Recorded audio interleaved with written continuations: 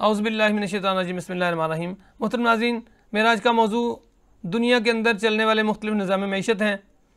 इस वक्त दुनिया के अंदर 3 बड़े निज़ाम मईशत चल रहे हैं। पहला सरमायादाराना निज़ाम मईशत है जो दुनिया के बड़े हिस्से पर मौजूद है।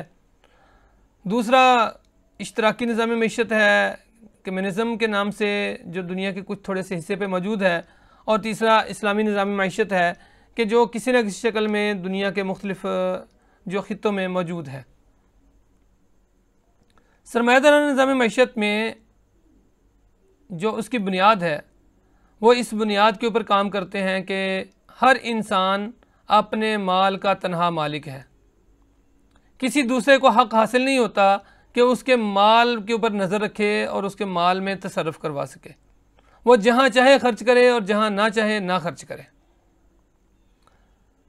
दूसरे नंबर पे इसका जो सरमायादार है उसको फ़िक्र ये होती है कि मेरा माल बढ़ जाए, और इसके नतीजे में 2 तबके वजूद में आते हैं। एक मालदार होता है जो अमीर से अमीर तर होता है, और एक जो गरीब आदमी होता है जो गरीब से गरीब तर होता है। उसकी इस सरमायादार की कोशिश ये है कि मेरा माल ज़्यादा होना चाहिए, वो किसी भी तरीके से हो। तो इस तरीके से जो अखलाकी असूल है वो उसकी खिलाफ वर्जी शुरू हो जाती है। क्यों कहते हैं किसी के पाँव से किसी के जिस्म को ख़त्म करके किसी की सलाहियतों को इस्तेमाल में लाकर मेरा पैसा बढ़ रहा है, मेरा पैसा बढ़ना चाहिए जैसे मर्जी हो। फिर इसके नतीजे में वो क्या करता है, वो मुख्तलिफ अंजमनें बनाता है, मुख्तलिफ इंश्योरेंस की कंपनियाँ बनती हैं, मुख्तलिफ जो सूद के तिजारती मराकज़ बनते हैं, बैंक्स वजूद में आए हैं, इसी बुनियाद पर वजूद में आए हैं। और फिर इनका आपस में एक सूद का एक निज़ाम जो है वज़ा होता है, और ये आपस में इस बुनियाद पे चलते हैं कि एक तरफ चूँकि वो सूद का निज़ाम होगा तो उसका रुपया पैसा बढ़ेगा, लिहाजा ये एक दूसरे को मजबूत करने की फ़िक्र में लग पड़ते हैं। और फिर वो सूद क्या है, क्या वो बढ़ता चढ़ता, यानी वो ऐसा नहीं है कि वो एक जगह पे साकत हो जाएगा, जामिद हो जाएगा, बल्कि वो बढ़ता रहेगा। और हज़रात गिरामी, इसके नतीजे में मुआशरा जो है वो एक अजीब किस्म का अदम तवाज़ुन का शिकार हो जाता है, इम्बैलेंस हो जाता है मुआशरा।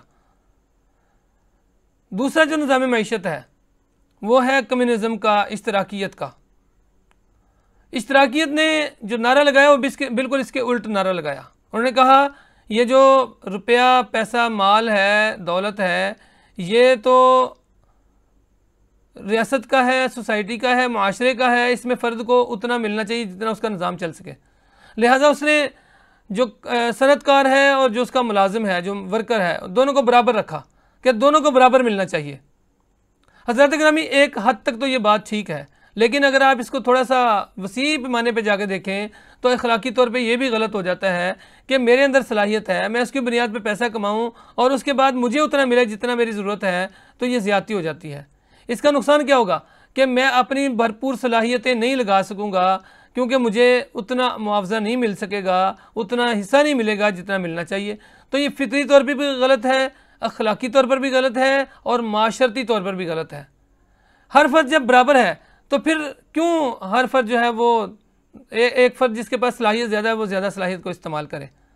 और दूसरे नंबर पे हज़रात गिरामी, इसका नुकसान क्या है? दूसरे नंबर पे इसका नुकसान सबसे बड़ा ये हुआ कि इसके नतीजे के अंदर जो कारखानादार हैं, जो सनतकार हैं, जो ताजर हैं, उन्होंने अपना सरमाया लगाना छोड़ दिया।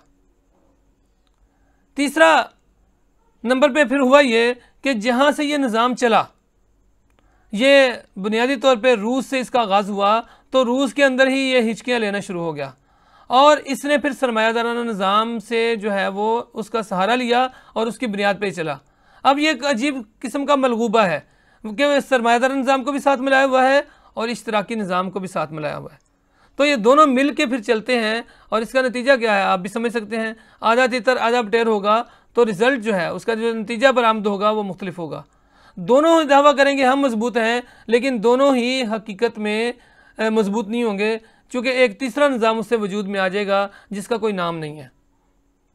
हज़रत गिरामी, तीसरा जो निज़ाम ज़िंदगी है, निज़ाम मईशत है, वो है इस्लामी निज़ाम मईशत। इस्लाम क्या कहता है कि हर फ़र्द को हक़ हासिल है, जिसके अंदर सलाहियत है वो पैसा कमाए, सरमाया लगाए और उसकी बुनियाद पर पैसा कमाए, उसमें वो अपना निज़ाम ज़िंदगी चलाए, उसकी वजह से वो अपने अपनी ज़ात पे खर्च करे, अपने अहल खाना पे खर्च करे, उनके रहने सहने का बेहतरीन इंतज़ाम करे। इस्लाम इसके ऊपर कोई कदगन नहीं लगाता। लेकिन वो ये साथ कहता है कि जो अजीर है, जो तुम्हारे पास मजदूर है, उसका तुमने ख्याल रखना है और उसको पूरा हक देना है। दूसरे नंबर पर वो ये कहता है कि ये जो माल है तुम्हारे पास अल्लाह की अमानत है, इसमें तुम खुद इसको तसर्रफ, इसका एक हद तक तो खर्च तुम कर सकते हो, लेकिन इससे जब बढ़ जाए तो वो तुम फिर इसके अकेले ज़िम्मेदार नहीं हो, अकेले मालिक नहीं हो, फिर तुमने अल्लाह के हुक्म को ज़हन में रखना है। फिर इस्लाम ये भी कहता है कि तुमने जो माल कमाना है वो जायज़ राय से कमाना है, वो हलाल कमाना है। और फिर ये भी कहता है कि उसको खर्च कहाँ पे करना है, उसकी रहनुमाई करता है बाकायदा तौर पे। वो कहता है अपने वालिदैन पे खर्च करें, अपने अजीज़ व क़ारब पे खर्च करें, यतामा पे खर्च करें, मसाकीन पे खर्च करें, मुआशरे की फ़लाह व बहबूद पे खर्च करें। इसके नतीजे में एक फ़लाही मुआशरा वजूद में आता है, हर एक दूसरे का खैर खा बन जाता है। अब इसके अंदर ज़कात का निज़ाम है, उशर का निज़ाम है, सदक़ात का निज़ाम है, और इन सब को बैतुल माल के निज़ाम के ताबे कर देता है कि बैतुल माल का निज़ाम हो और उसके बाकायदा उसका निज़ाम वज़ा करता है। और वो हर मालदार से कहता है कि वहाँ अपना सरमाया जमा करो, वहाँ अपने पैसे जमा करवाओ, और उसके बाद रियासत को पाबंद करता है कि वो बैतुल माल में से जो पैसा है वो गुरबा पर, यतामा पर, मसाकीन के ऊपर, जो मुस्तहिकीन हैं उनके ऊपर खर्च किया जाए। हज़रत गिरामी, इसके नतीजे में क्या होता है, जिसके पास जो अमीर है वो अमीर तर नहीं होता, बल्कि उसके नतीजे में जो पिसे हुए तबका है, जो पिसे हुए लोग होते हैं, जो माशरे के ऐसे लोग जो कमा नहीं सकते, किसी वजह से इसके अंदर अपने आप को थोड़ा सा कमतर समझते हैं, उनको भी बाकायदा इतना हिस्सा मिल जाता है कि वो निज़ाम ज़िंदगी चला सकें। बल्कि कुछ जगह पे मैंने एक बड़ी ज़बरदस्त मिसाल देखी है कि कुछ बरादरियों के अंदर ये मौजूद है, ये तसव्वुर मौजूद है और ये तरीक़ाकार मौजूद है। वो ये करते हैं कि बरादरी एक जमा करती है पैसे, वो ज़कात जमा करते हैं खुद, क्योंकि यहाँ पर रियासत जो है वो नाकाम हो चुकी, रियासत ये काम नहीं कर रही। तो क्या करती है, एक बरादरी है, उन्होंने क्या किया, अपने बरादरी के लोगों से कहा कि आप हमें ज़कात जमा करवाएं। वो ज़कात जमा की उन्होंने, और उन्होंने देखा हमारी बरादरी के अंदर कौन सा गरीब आदमी है, मुस्तहिक है, फिर वो सारे उसको ज़कात अदा करते हैं। अब आप तसव्वुर करें, एक बरादरी से, एक महल्ले से 10 अफराद ज़कात जमा करवाएं, तो अंदाज़न कम व बेश भी अगर ज़कात वो कम अज़ कम भी ज़कात अगर 1 लाख रुपये बनती हो, तो एक फ़र्द को 1 लाख रुपये दें और उसे कहें तुमने इससे अपना कारोबार चलाना है, तो आप मुझे बताएं कि क्या वो अगली दफ़ा अगले साल खुद ज़कात अदा करने वाला नहीं होगा। तो इस तरह इस्लाम जो बैतुल माल का निज़ाम है और इस्लामी निज़ाम मईशत के अंदर उसकी ये बुनियाद है कि जो पिसे हुए तबकात हैं उनको भी खड़ा करना है। तो हज़रत गिरामी, तीनों निज़ाम मईशत मैंने आपके सामने पेश किए हैं। सरमायादाराना निज़ाम मईशत के अंदर अमीर अमीर तर, गरीब गरीब तर होता है। इश्तराकी निज़ाम उसके उल्ट है और उसके अंदर दोनों का तवाज़न कायम करने की कोशिश की गई, लेकिन उसमें जो सलाहियतें हैं वो इंसान अपनी इस्तेमाल में नहीं ला सकता।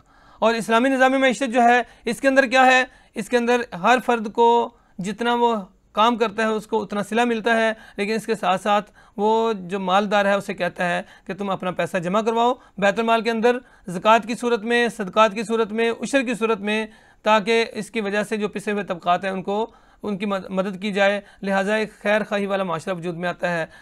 आपसे गुजारिश है तीनों का जायज़ा ज़रूर लें और फिर फैसला करें कौन सा निज़ाम मईशत बेहतर है। अल्लाह ताला हमें हुस्न अमल की तौफ़ीक़ अता फ़रमाए। व मा तौफ़ीक़ी इल्ला बिल्लाह।